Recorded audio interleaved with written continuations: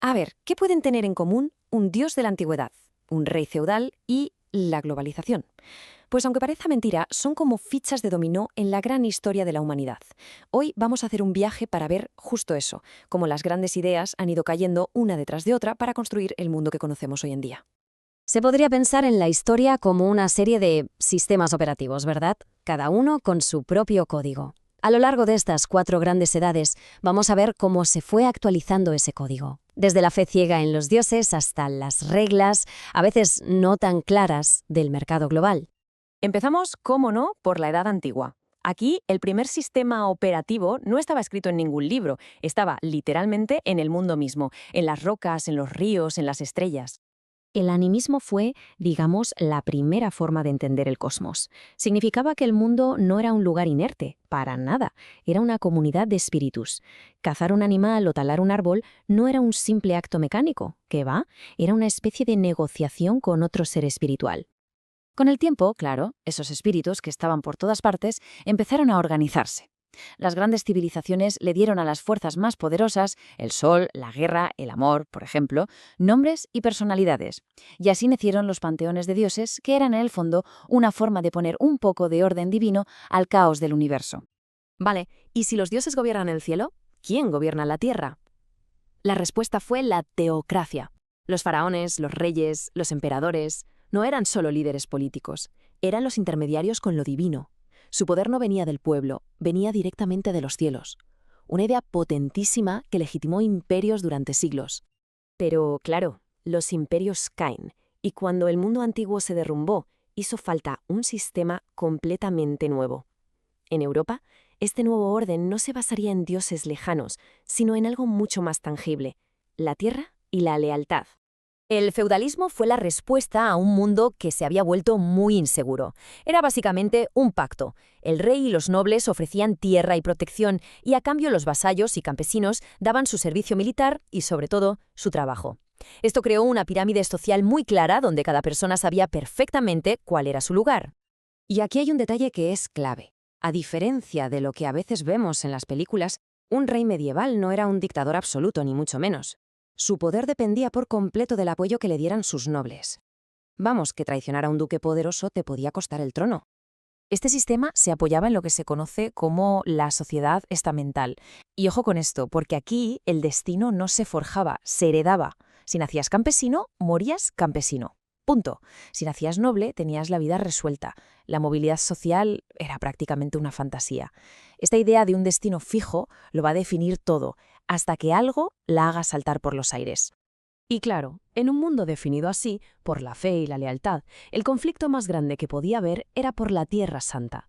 Las cruzadas fueron la máxima expresión de la Edad Media, reyes y campesinos, todos unidos por una causa que consideraban divina, en un choque de civilizaciones que iba a redibujar las fronteras del mundo conocido.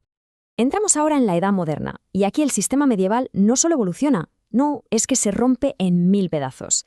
3 nuevas ideas sobre el oro, sobre Dios y sobre el poder van a actuar como un auténtico terremoto que va a cambiar el mundo para siempre. El primer gran cambio fue económico.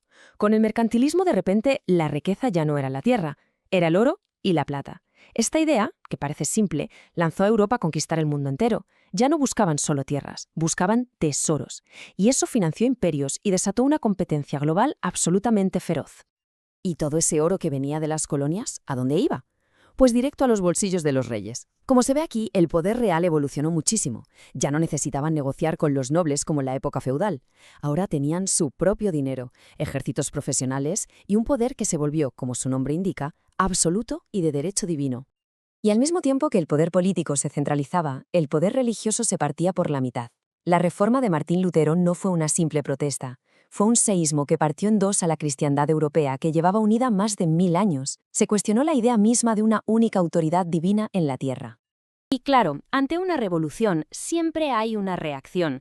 La contrarreforma fue la respuesta de la Iglesia Católica, un intento desesperado por reafirmar su doctrina y frenar esa marea protestante. Europa, de la noche a la mañana, se convirtió en un campo de batalla ideológico. Y ese campo de batalla ideológico no tardó en teñirse de sangre. Las guerras de religión fueron la consecuencia inevitable. Reyes absolutistas con ejércitos financiados por el oro de América, luchando en nombre de su versión de Dios. unos conflictos que devastaron el continente durante más de un siglo. De las cenizas de todas esas guerras nació nuestro mundo, el mundo contemporáneo. La gente empezó a hacerse preguntas muy serias. Si podemos elegir nuestra religión, ¿por qué no podemos elegir nuestro gobierno o nuestro sistema económico? Esto desató un choque de ideas que es básicamente el que define nuestra era. El primer pilar en caer fue el del nacimiento. La rígida sociedad estamental fue reemplazada por la sociedad de clases. Y esto es un cambio brutal. Por primera vez en la historia, la idea de que se podía ascender, de que la riqueza importaba más que el apellido, se convirtió en una posibilidad real. La movilidad social había nacido. Pero, ¿cómo se genera esa riqueza? Esta pregunta dividió al mundo en dos. Por un lado, el capitalismo, basado en la propiedad privada y el libre mercado. Por otro, el comunismo, que proponía justo lo contrario, que todo perteneciera al Estado. Esta batalla económica definiría la Guerra Fría y gran parte del siglo XX. Y el debate fue también político, por supuesto. Si la gente podía tener propiedad privada, ¿no debería también tener poder de decisión? Así surgió el gran conflicto entre la democracia, donde el poder en teoría emana del pueblo, y la dictadura, que es la versión moderna de ese poder absoluto en manos de una sola persona. Finalmente, cuando el capitalismo se convirtió en el sistema dominante tras la caída del comunismo, su siguiente paso lógico fue expandirse. Y así, el sistema se convirtió en escala. Eso es la globalización. Es ni más ni menos que el capitalismo operando a nivel planetario, creando un mundo interconectado como nunca lo habíamos visto antes. Bueno, pues nuestro viaje termina aquí. Hemos visto cómo cada sistema operativo, el animismo, el feudalismo, el absolutismo, fue reemplazado por uno nuevo en una increíble reacción en cadena que nos ha traído hasta la globalización actual. La gran conclusión de todo esto es que las ideas no son cosas abstractas que están en los libros, son los cimientos de nuestra realidad. Y si el capitalismo y la democracia definieron nuestra era, la verdadera pregunta que queda en el aire es: ¿cuál será la próxima idea que haga caer la siguiente ficha del dominó?